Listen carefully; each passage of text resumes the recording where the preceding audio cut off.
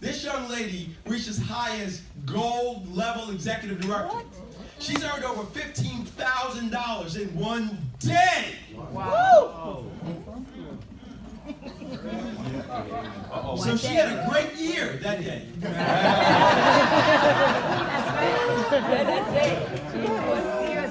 Right.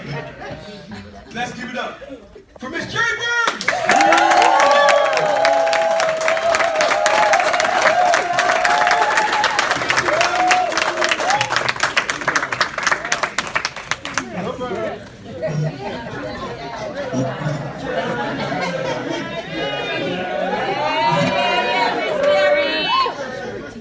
Thank you so much. I appreciate that. It is truly an honor to be standing in front of you. I had absolutely no idea. When this program was announced at our last Super Saturday, I was thinking that there are a few ring earners between New York and New Jersey, and I was pretty sure that I wasn't going to be one of the people training today. I was like really positive I wasn't going to be one of the training today. And when Mr. Malloy, after he saw me do the briefing in New York last Tuesday, I guess something clicked, and he asked me to train today. So I'm going to ask you if I can be totally transparent with you. Yes, please. And I always am anyway.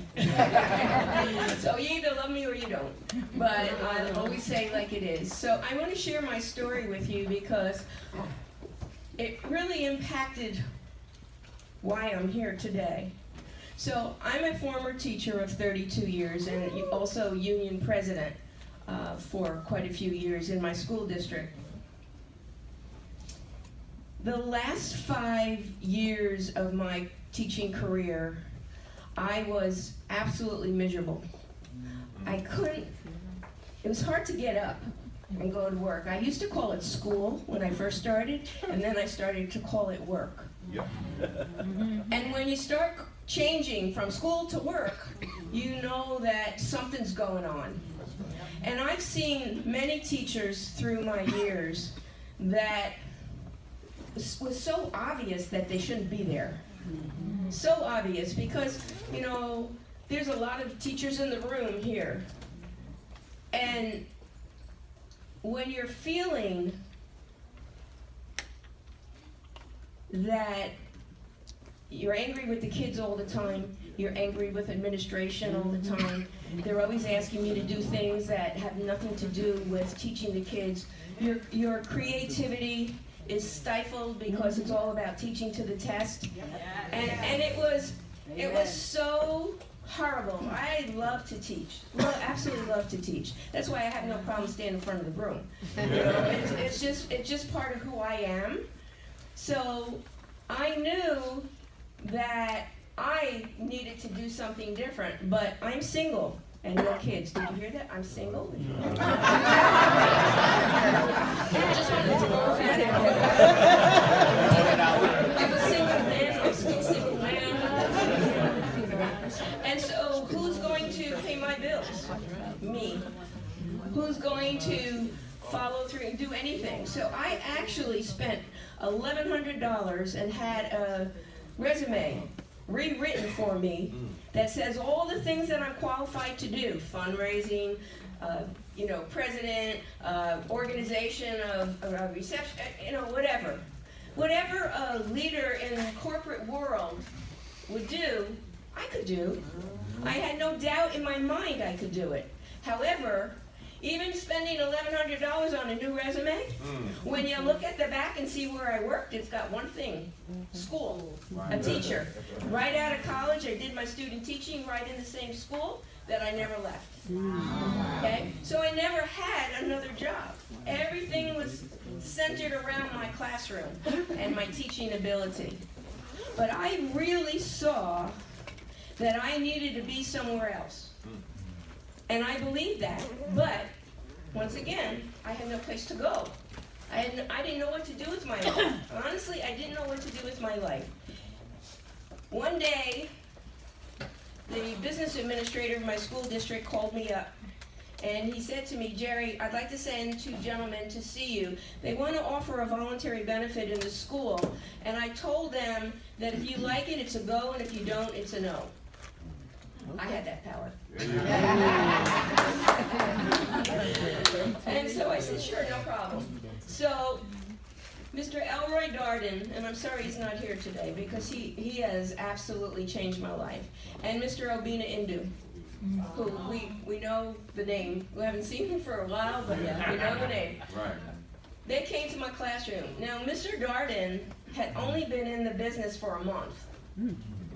And Mr. Indu was taking him around, showing him the ropes, mentoring him. And Mr. Darden used to be the president of the Board of Education in Roselle, where I taught. So, and I knew him because I was the president. So I knew he existed, and we've had conversations, not a close relationship, but enough to say, hey, how you doing? What are you doing here? So when they came into my classroom, I said, hey, what are you doing here? And he said, you know, Plan B. He worked at Prudential for over 30 years, and they downsized his department, and he lost his job. Now, he had a very high-end job. He got the computer, the key to the bathroom, you know, the car, everything. All right? But his whole department was outsourced, and he was ending up with nothing. And his daughter met a guy at college who told her about Legal Shield, and she in turn told her dad, and at first her dad said, I don't have time for that. Right. You know, I'll buy the membership, but I don't have time. I'm too busy. Well, there was a special going on at that time to become an associate, because for me it was $249 to get started. But there was a special for veterans at that moment in time, and she signed him up. She paid for it, and he became an associate, and he didn't even know it. And when he lost the job, she said, well, now, Daddy, you can work with me. And he said, but I don't know what you're doing. When he said, don't worry about it, I signed you up, you're good to go, just go to a training. And so he said to me, Gerri, what are your future plans? And I said, I don't know what I want to be when I grow up, but I want to get out of here. And Mr. Indu and him were kicking their feet underneath the table because, oh, I got a live one, you know. And let me say this to you, that when you go into a group to talk about offering this as a voluntary benefit, you never, ever try to recruit. Right. Never. I mean, that's the golden rule. So don't report him. But because he knew me, he felt he had a little bit more leeway, and that was cool with me, you know, for that conversation. And he said to me, well, why don't you work with us? And I go, oh, no. You know, I hate sales. My dad was a salesman, and my dad could sell the Brooklyn Bridge to the Indians. My dad was a tough salesperson. I hated the way my dad did his business, but he was a Millionaire Club member, and he was on top of everything with his insurance, and you know, he made a lot of money. So, but I didn't like who he was, and I did not want to become him, because I thought that was the only way people sell things.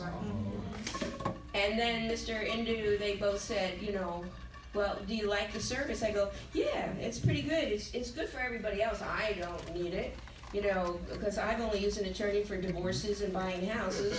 So why would I ever need an attorney on retainer? And they said, yeah, but there's so many reasons why you could use this service. And I said, well, you know what? I like the identity theft piece, because even back then, now I'm going back to 2004. So I've been in this business now 15 years, which blows my mind, because I can't believe it's been 15 years. I just celebrated my 15th year anniversary on February 4th.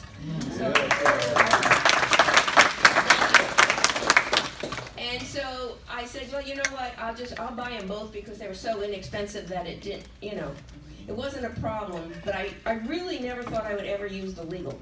And I can tell you, as of today, I've used the legal over 50 times. You know,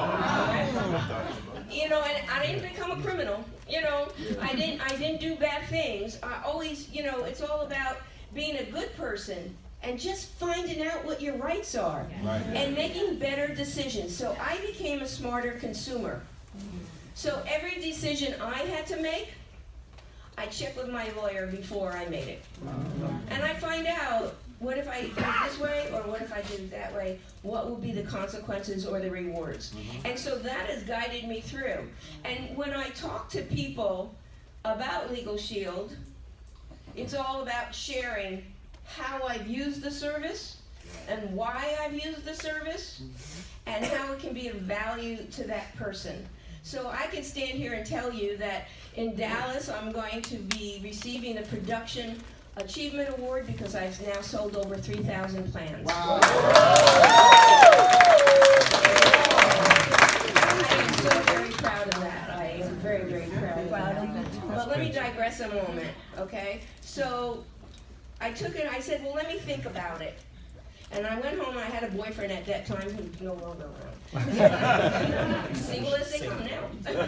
And my boyfriend was very into stocks and stuff like that. And at the time, in 2004, we were publicly traded. So he looked it up, and he says, well, they're doing great. You know, this is a great opportunity for you. He said, stop looking at it as what if it doesn't work. Look at it as what if it does. And so he says, Gerri, you blow $249 in a heartbeat. It's not a big deal. What's your priority? Are you happy? I go, no. Because what was happening, guys, is that when I would get to school, I was having an issue with one of the teachers. When I became president, I was a write-in because I wasn't running. And his best friend was the incumbent, and she didn't do any, what do you call it? Promotion. Yeah, thank you, campaigning, because she knew that she was going to win. And then I won. And so he was so angry with me, and he had a classroom right across from me. So every day I'd come to school, and I'd see his car in the parking lot, and I would literally start shaking. Sunday night would happen, and I would cry. I really didn't want to go to school. I really and truly did not want to go, but I didn't really know what to do with the rest of my life. And so that really brought it to a forefront of saying, well, girl, you want to do something with your life, you need to do something with your life. Change is hard, especially when you're older. However, change is good. Okay? It's all how you look at it, how you perceive it, what attitude that you have to make a difference in your life. So I started part-time. And the way this business works, and I know that many of you know that, if you can't get to a presentation, your upline, sideline, somebody, mentor, will do it for you. So at that time, because I was president and had a lot of school contacts, I reached out to a business administrator in another school district that I used to teach in my school district, and she said, sure, come on in. So I had a principals meeting, and I couldn't go. So I asked one of my mentors to go and do that presentation for me. After that presentation, he came back and I earned $3,800 and so did he. Wow. In an hour's time. Wow. So that was like, oh my God. I'm going to tell you that was more money than I made in a 2-week period of teaching with a master's plus 30 and all that years of experience. More money, $3,800. I only brought home $3,300. So I go, okay, well, something's definitely wrong with this picture, you know. Okay, so I went and I talked to my pension guy, and my pension guy said, Gerri, get out. Right. He said it'll take you 7 years to make up for the loss because I was not old enough. See, I'm looking good for my age, right? Yeah. But I had the experience. So he said, really, you should get out. Things are changing now, and you're better off getting out. So I took a leap of faith, and I got out. And that was in 2005. I retired from teaching, and here I am. And so, how has this changed my life? Well, it's just so amazing. I would like to recognize the fact that when I first started doing this business, it was all about employee benefits. Yeah. Because that's how I was introduced to the business. I didn't know anything. I'd never heard of network marketing. Never. There was a woman in my school who sold Avon, and she would just put books on the teacher's room table, and she would never ever say, hey, anybody looking to sell some and make some extra money or anything? Never. So I didn't even know that that was one of those things. I had no idea. So when Mr. Darden and Mr. Indu came to me, it was all about standing in front of groups of people because I was so comfortable doing that. Right. I started working with Mr. Indu because Mr. Darden was too new. So Mr. Indu would take me out. We would go to different school districts and do different things in order to get business going. And I was scared. I was really scared. I'll never forget, Mr. Indu and I were in the parking lot, and he said, well, Gerri, you're on your own.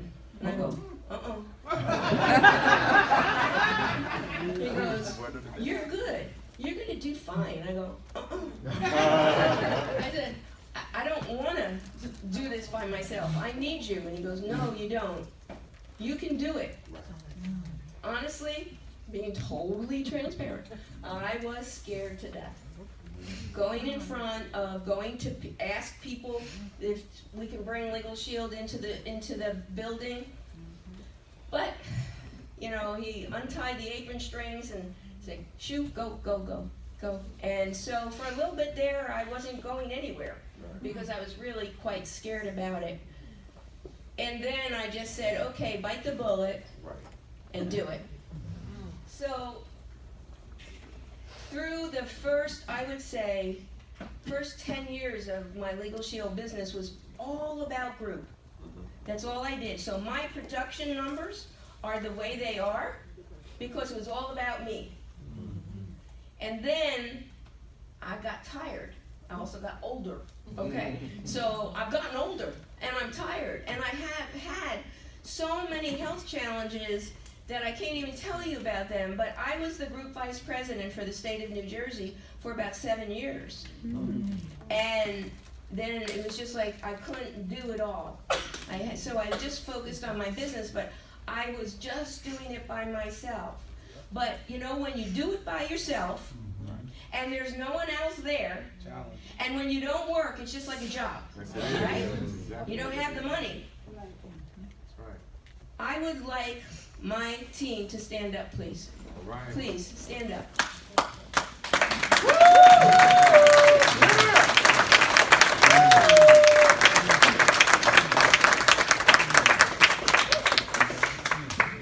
Sorry. I get so emotional.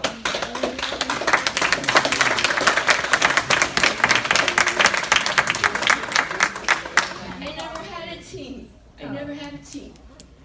And so having these guys here means so much to me because they're not only here, but I've got about 5 people going to Dallas with me. So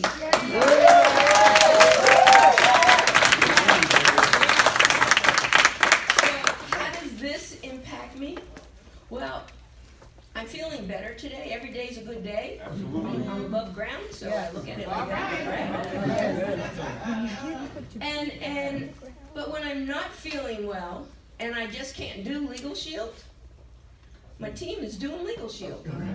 And I'm receiving the benefits, the overrides, and the residual. I mean, I look at my account every day, and I've got thousands of dollars being deposited into my Legal Shield account, and I didn't even go to work. There you go. You know, I've got over $2,000 there today, and today is the 8th, and I just sold a plan yesterday. Come on, Gerri.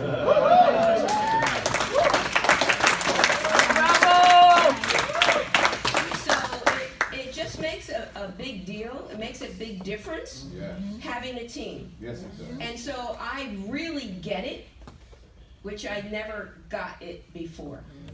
So when Mr. Malloy talks about the whole process of recruiting, I would cringe because I'm in Mr. Malloy's team, but I'm not I'm going to say I'm not one of his favorites, but I know I am.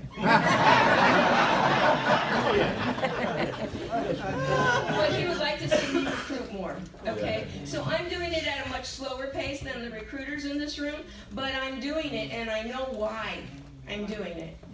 And I'm never going to stop doing it because of the importance of, and I'm going to be selfishly saying that when I'm not feeling well, they're not doing it for me, they're doing it for them.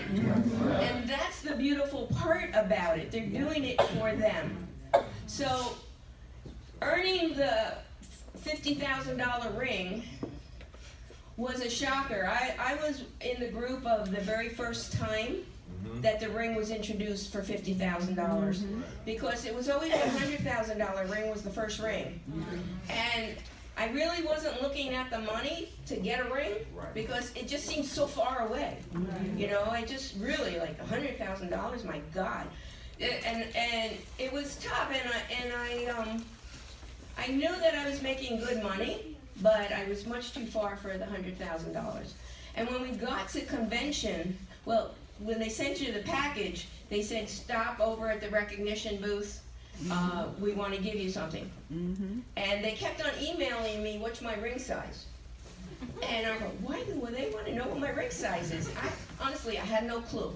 Okay? So when we got to the convention, and they put us all in the back room, and they had us in a certain, they said, no, you got to stand here, you got to stand here, you got to stand here. And then they brought us up on the stage. And we're all looking at each other like, why are we here? What are we doing here? And then a gentleman who's no longer with the company, and I can't think of his name. Patrick Hodges. Yeah, exactly. Thank you. He brought out this slide and said, this row of people are the first $50,000 ring earners in the company.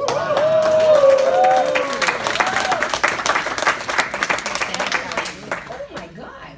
You know? And so they brought out a box for each of us, and we had to be in a certain order, because they had our rings in a certain order. I'm so proud to wear this ring, and I know I've worked hard for it. Yes. But I know that the $100,000 ring will come sooner than not because I've got a team. I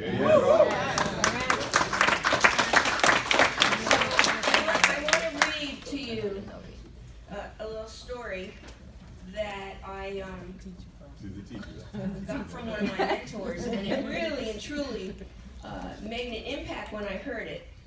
So, a group of employees came to their job, and there was a note on the front door of their company. And it said, yesterday, the person who hindered your growth has passed away. Join the funeral in the gym. So everyone went to the gym, everybody apprehensive, they couldn't figure out who died. They were sad and scared, and the room, it became a lot of chatter and excitement because they didn't know who had died. And they're wondering, who hindered my growth? Who is that mean, terrible person that did that? And so they would walk up to the coffin, because it was open, in a line, and they'd look inside that coffin, and there was a mirror. See, ladies and gentlemen, there is only one person who is hindering your growth, and it's you. If you're looking for the person who is holding you back, it's you. If you are the only one who can help you are the only one who can help yourself. You're the only one who is responsible for you. So the final question as I leave the front of this room is, who are you, the enemy or the ally?